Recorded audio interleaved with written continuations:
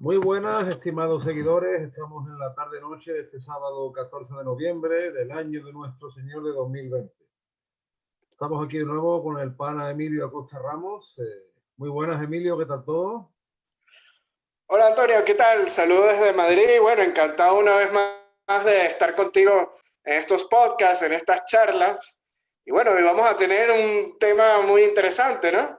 Lo Sí, que es la utilización del término latino e hispano también. Un tema que da mucho de hablar y tiene muchas aristas y muchas vistas de un lado y del otro del charco, ¿no, Antonio?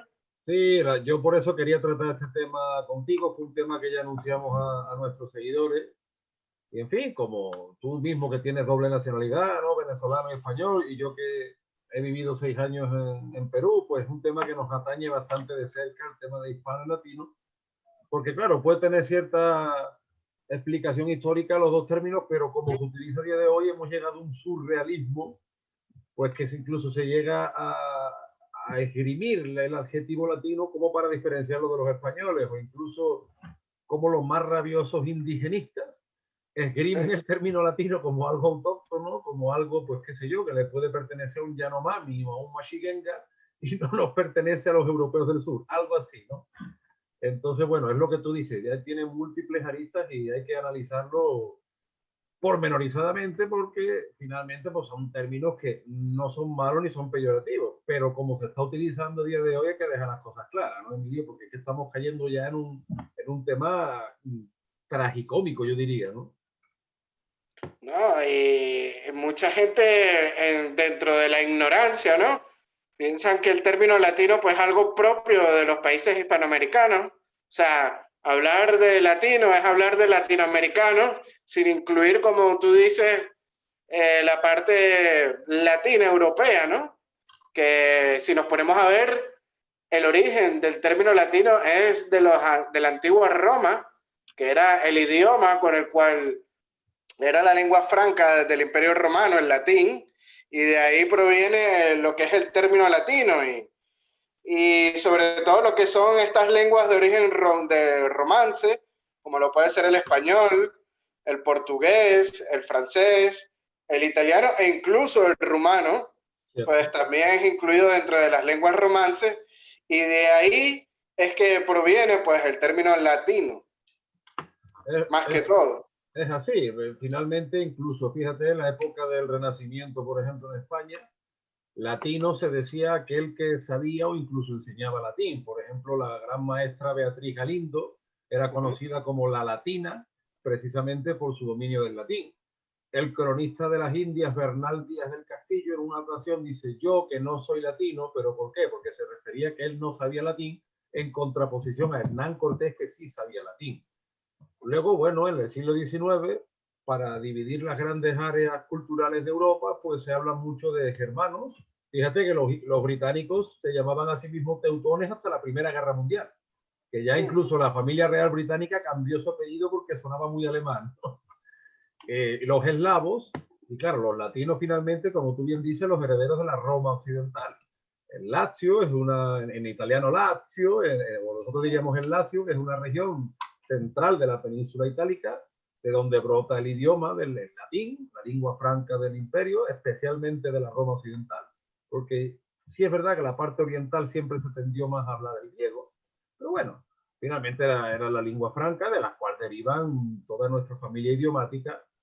Y, por ejemplo, entre los siglos XIX y XX, el poeta nicaragüense Rubén Darío, que tanta fama y tanto arraigo tuvo en España, por su amistad con grandes literatos, por ejemplo, es conocida su amistad con Valle Inclán, que tú sabes que a mí me fascina Valle Inclán, Sí.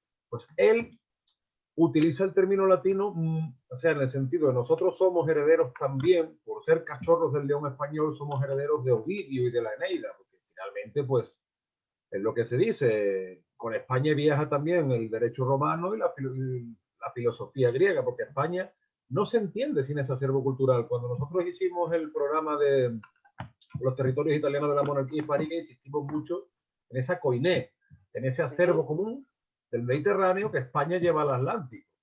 Por tanto, claro, en principio, el término latino no está mal, no es negativo. No. El problema es que a día de hoy muchas veces incluso te dicen, por un lado españoles, por otro lado latinos, como si fueran cosas muy diferentes, cuando precisamente en el siglo XIX se utiliza más quizá para Europa que para América. El pensador peruano José de Rivas Buero, él defendía también la inclusión, como Rubén Darío, del término latino, porque por encima de, qué sé yo, pues de la raza o de la geografía, era un acervo de cultura y de afinidad. Bueno, pero claro, hemos llegado al absurdo de querer quitar la herencia española de América y ponerle el adjetivo latino como algo incluso contrario. A día de hoy, bueno, y tú que eres venezolano, igual que eres español, tú sabes que el régimen chavista utiliza mucho este término para oponerse, o sea, pero lo utiliza como una especie de pedrada contra la herencia española, lo cual es absurdo porque además en Venezuela hay tantísimo descendiente directo de español reciente que es un absurdo detrás del otro. Pero ¿es así o no, Emilio? No, no, es tal cual como dices, pero tú que hablas del siglo XIX, ¿no? El nombre usual, incluso mucho tiempo después de la independencia, con que se conocía lo que hoy en día es Hispanoamérica, en el siglo XIX se le llamaba la América Española. Los No británicos. se le llamaba Latinoamérica, ni inclusive Hispanoamérica. Los británicos siguieron hablando mucho después de la independencia de Spanish America. Sí, inclusive hasta hoy en día en los Estados Unidos, pues a mucha gente se refiere a los latinos o hispanos como Spanish people, que es gente española. Y justamente son precisamente los estadounidenses quienes usan sin tantos escrúpulos el término hispanoamericano o hispanic en lo que es a raza, ¿no? Ellos no utilizan ni Latin ni Latinoamérica en cuanto a los registros que tiene el gobierno estadounidense. Para ellos simplemente es Hispanic. Y bueno, retomando un poco lo del origen, ¿no?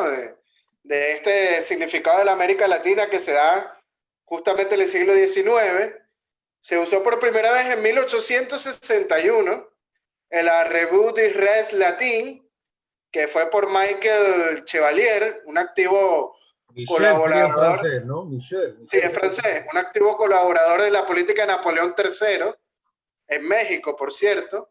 Este Chevalier fue un célebre economista, fue un sectario librecambista, y antisocialista, imagínate. Anda, mira. O sea, de cachondeo y todo, ¿eh? Pero lo que nos deja de ser paradójico y una ironía, dado el talante de muchos partidarios del nombre de la Latinoamérica. Como bien dices, Chávez o Maduro o el mismo Diosdado Cabello, que les gusta utilizar este término latinoamericano.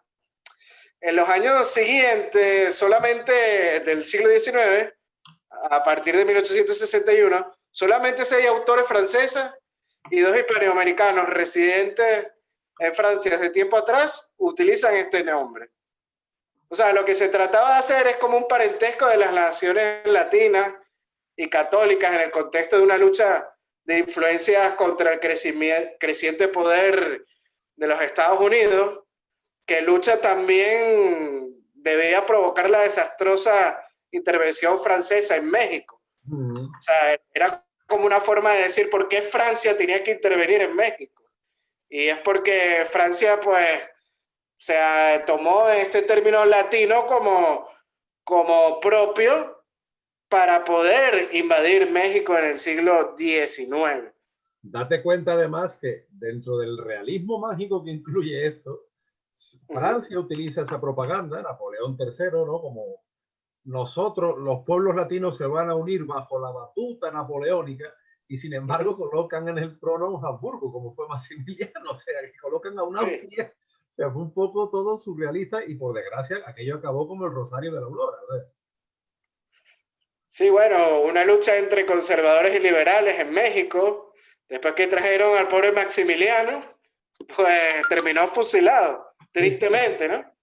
Es que, a pesar de que el corto tiempo que estuvo en el poder, pues digamos que hizo una buena gestión de gobierno en México. Y fíjate lo curioso del tema, porque en la época, en el siglo XIX, si bien no es una doctrina escrita, por así decirlo, pero se forma todo ese acervo que también se conoció como el panlatinismo, lo que estamos hablando. Las grandes áreas culturales de Europa, por un lado los germanos, por otro lado los eslavos, empieza a crecer el complejo de inferioridad de los pueblos del sur de Europa, porque en este siglo es cuando se confirma, bueno, los teutones, que además se relaciona, mira, somos gente válida para el trabajo y para el comercio porque somos disciplinados y trabajadores porque somos protestantes. Y ustedes, bueno, es como decía Menéndez Pelayo, los españoles dormimos la siesta y tenemos poca industria por la Inquisición. O sea, que Menéndez Pelayo lo decía irónicamente, no que lo defendiera. Pero esto es para entender, digamos, el contexto cultural en el que se desarrolla el término latino o panlatino. Esto viene de aquí. Entonces, como una reacción a eso, Napoleón III, que digamos, de escrúpulos no andaba muy sobrado, igual que su antepasado, pues acoge este contexto cultural y dice, pues ahora los pueblos latinos se van a acoger más bajo mi batuta. Fíjate tú que llegó lejos porque incluso intentó crear un patrón monetario, que la peseta. Sí. La Unión Latina. Claro, que la Unión Latina, y además la peseta, que es un diminutivo del peso, que es un nombre monetario en América, ¿no? Que peso hay desde México hasta Argentina. Y dice que ya en aquella época los griegos, porque él intentó también meter a Grecia en la Unión Latina, pero por lo visto los griegos mintieron por el patrón monetario, en fin. Aquello fue un surrealismo tras otro y una... No, pero sabes que esa unión monetaria tuvo éxito, inclusive Estados Unidos pidió entrar en esa unión monetaria. Ah, mira. Sí, la moneda de Francia y Venezuela también estuvo en la Unión Latina, tenía el mismo patrón del contenido de plata, porque la cuestión de la Unión Latina fue que las monedas de plata pues contuvieran la misma ley y el mismo peso. Entonces, que una peseta pues tuviera el mismo valor que un franco en cuanto a contenido de ley. Igual las 5 pesetas, igual la moneda de 5 francos. Y tú con 5 francos pues podías comprar en España o en Venezuela o en Argentina, pues utilizar las mismas monedas de Francia, de España o de Venezuela. O sea, en cierta parte pues tuvo éxito. Italia también estuvo acogida a la Unión Latina, Portugal, muchos países de Europa y de América, pues es que se intentó Colombia también. Hasta con Grecia se intentó y sí. Por ejemplo, lo que estamos hablando antes, ¿no? Cuando Rubén Darío, Rivas Agüero, estas personalidades hispanoamericanas, mi amigo, por ejemplo, Alejandro, que le mando un saludo, que él es de Yucatán, él como mexicano, pues también se siente heredero de ese acervo griego, porque finalmente nos llega con el Imperio Romano, ¿no?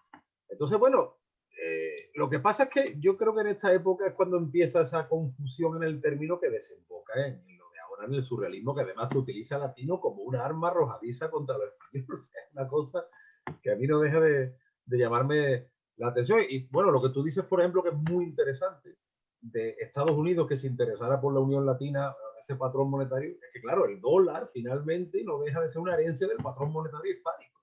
Claro. No, y lo que buscaban los estadounidenses es que su moneda tuviera más circulación a nivel mundial. Y Francia en aquel momento, el franco, pues estaba quitándole peso al dólar. O sea, todo es interés político entre los países. Claro, pero hay que decir que Francia, en ese sentido de la Unión Latina, en el patrón de la moneda, pues tuvo éxito en el siglo XIX, incluso llegó a estar hasta principios del siglo XX, antes de la Primera Guerra Mundial. Esta Unión Latina, e inclusive muchos países pues la siguieron acuñando hasta después de la Segunda Guerra Mundial. Venezuela la acuñó la tuvo presente hasta casi los años 60, este patrón de moneda de la Unión Latina. Pero es importante decir por qué hoy en día, al otro lado del charco, en el continente americano, pues les encanta esta expresión. Y hay que decir que esta expresión finge una unidad suficiente sin referencia a España. Claro. Que al no decir América Española, como se decía antiguamente, y al no decir el término hispano, pues están obviando a España y un pasado que hubo con España. Es decir, al principio efectivo de vinculación de sus miembros entre sí. Si se elimina el gradiente del español en los países hispánicos, se volatiza toda una comunidad histórica entre ellos. Desaparecen sus raíces compartidas y con ello toda la conexión social que pudiera llegar a articularlos en un mundo coherente. O sea, estamos cayendo en una misma trampa, porque lo que nos estamos haciendo es separarnos. Sí, bueno, igual que está pasando en la propia España. O sea, la propia España es partícipe absoluta de esto. Por ejemplo, ese instrumento de comunicación y de cultura maravilloso que tenemos como es la lengua española, en España cada vez está más arrinconado. O sea, finalmente, sí, para estudiar uno en español se va a tener que ir a Colombia, a Perú, a Estados Unidos, porque es que en España va a llegar un momento que o bien por el desplazamiento que están haciendo los separatistas con la total connivencia de los respectivos gobiernos, o bien por el llamado modelo bilingüe que está arrinconando el español, que estamos llegando a unos absurdos, claro, y además fíjate, lo que tú has dicho que se ha perdido el término América Española, que es cierto, fíjate cómo también se ha perdido el término Europa Latina. Parece ser que solo existe una Europa nórdica, o a lo mejor existen los eslavos, pero es que... O la Unión Europea. O la Unión Europea, exactamente, una cosa cada vez más abstracta y más lejana para mucha gente, y sin embargo se ha perdido completamente. Al igual que se pierde la hispanidad en América, se está perdiendo esa herencia romana, o por lo menos esa conciencia que, como dijimos en el programa de los territorios italianos en la monarquía hispánica, estaba muy viva hasta incluso la época de Carlos IV, porque los Borbones de Francia y de España, en connivencia con los Borbones de Parma y Nápoles, sentían muy viva esa herencia, vamos a llamarle latina, que es lo que se transmite en el siglo XIX, y fíjate tú, la habilidad propagandística francesa, porque incluso, bueno, está bien, claro, que con Napoleón III, que fue un estratega, pero lo que dice María Elvira Roca Barea, autora de Imperiofobia y de Fracasología, la habilidad que tiene Francia para disfrazar sus derrotas, porque el siglo XIX francés fue un desastre lleno de guerras civiles. Napoleón fue un fracaso que postergó su progreso industrial y sin embargo se erigió como la madre de los pueblos latinos, y tanto en España como en Hispanoamérica continuaba esa fascinación por Francia. A mí me contaban siempre, Emilio, allá en Perú, que hasta el siglo XX las familias, digamos, pitucas, como dicen allí en Perú, como dicen en Venezuela, cifrino. Cifrino, sí. Aquí en España son pijo, aquí en España.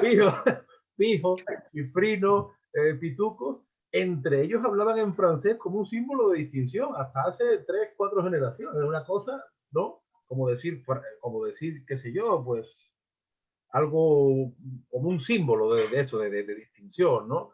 Y finalmente Francia... me hiciste recordar a un caso muy llamativo que sucedió en Venezuela a principios del siglo XX, en la presidencia de Joaquín Crespo, ¿no?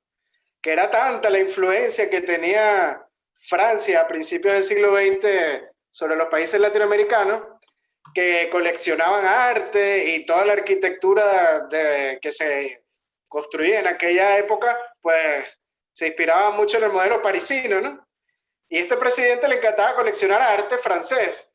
Y había un pintor que se llamaba Corot, que lo tenía en el Palacio de Miraflores, colgado en las pinturas, ¿no? Y una vez que se mudó del palacio, le dice a las muchachas de servicio, ¿no? Para que recojan los cuadros, le dice, recoge los corotos. Y entonces la gente de servicio pensaba que corotos es como las cosas. Y claro, eran los cuadros del pintor Corot. Un chiste, una anécdota que es famosa en Venezuela. Sí, bueno, es que ¿cuántos presidentes venezolanos no acabaron exiliados en París?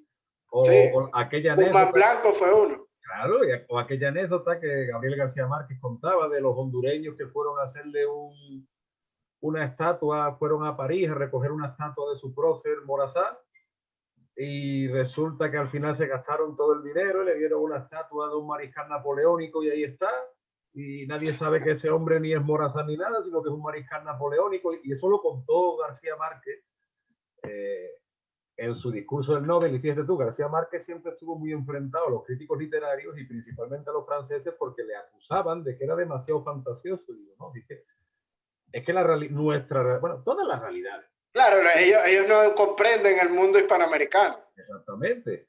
Y en España muchas veces con la mentalidad esta de nuevo rico que yo me meto en el saco, nos creemos muchas veces superiores, también somos parte de eso, pero bueno, que el mundo es así, porque tú que has vivido en Estados Unidos, el surrealismo también respira por los poros en cada esquina, ¿no?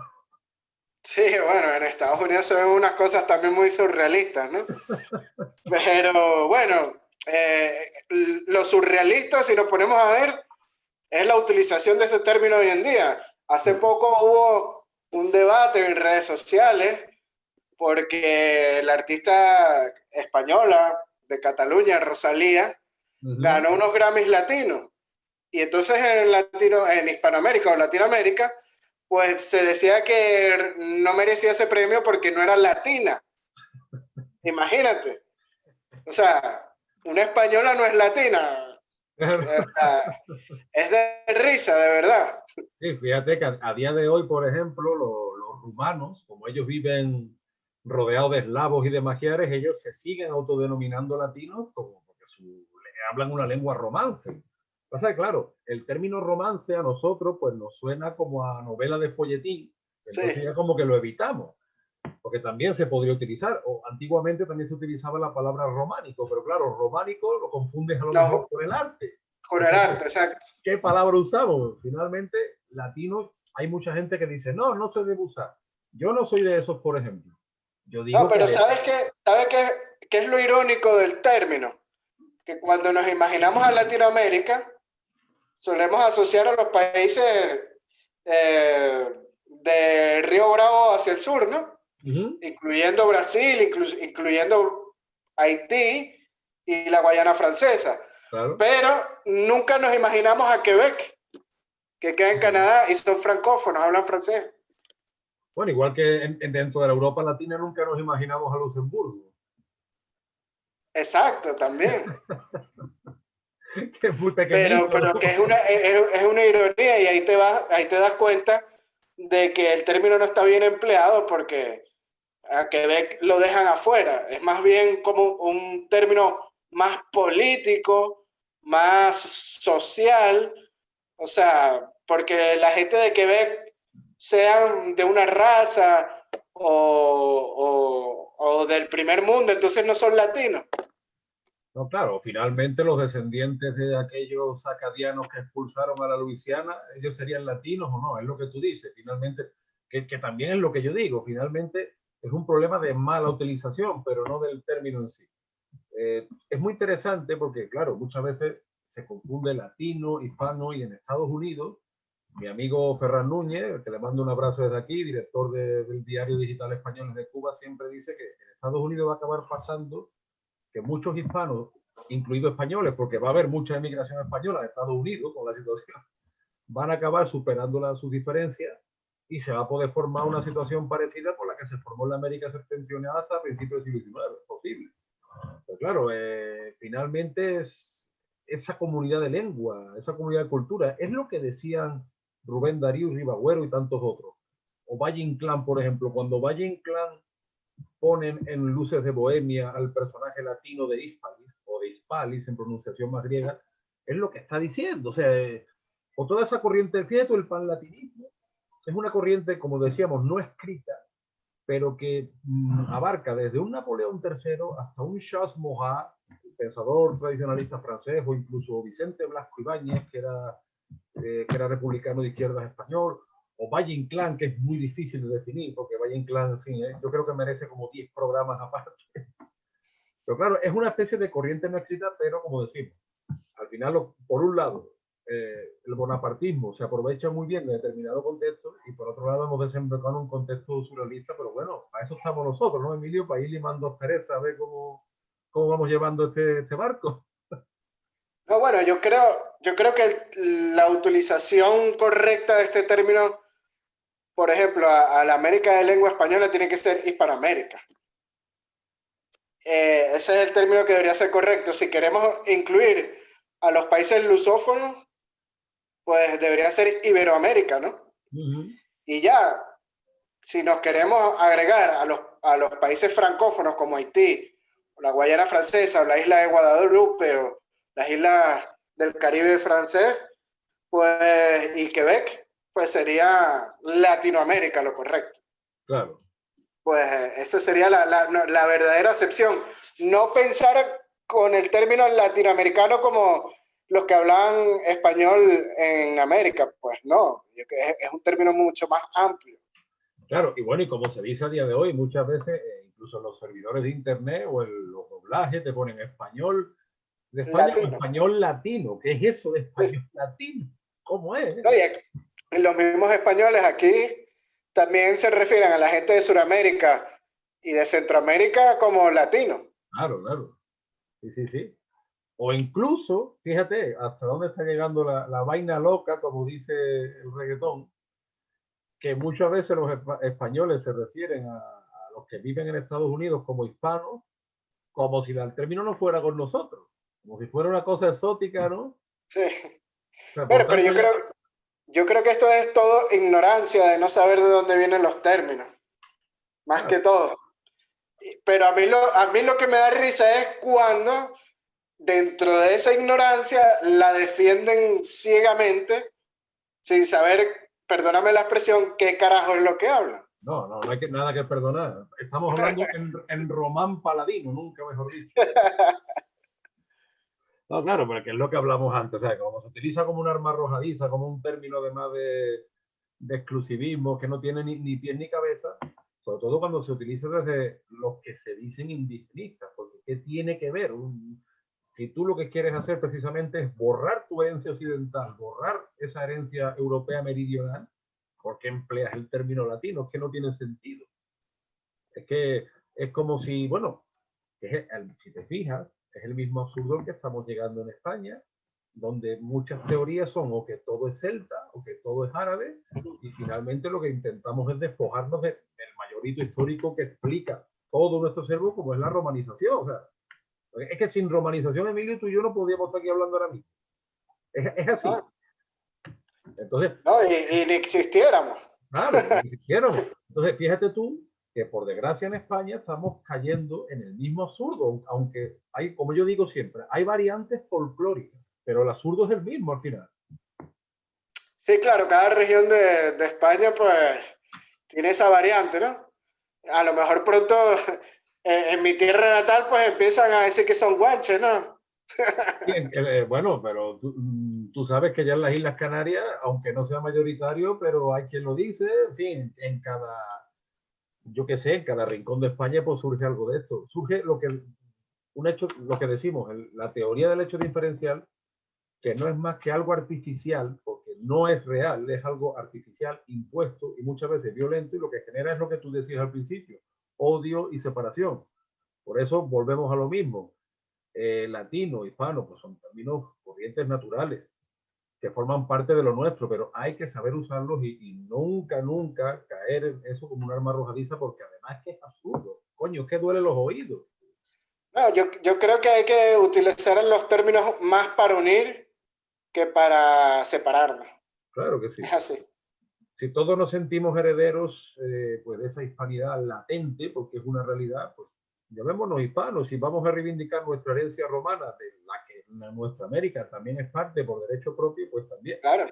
No, esta parte que tú ves acueductos en Hispanoamérica que parecieran romanos. Claro. Y fueron construidos durante la época virreinal en la América española. Claro, las catacumbas limeñas, por ejemplo, imitando a las catacumbas romanas. O sea, que finalmente formamos parte de ese mundo. A mí por eso me gusta mucho aquella rumba famosa de Paco de Lucía que decía Entre dos aguas. Porque finalmente... Entre dos aguas.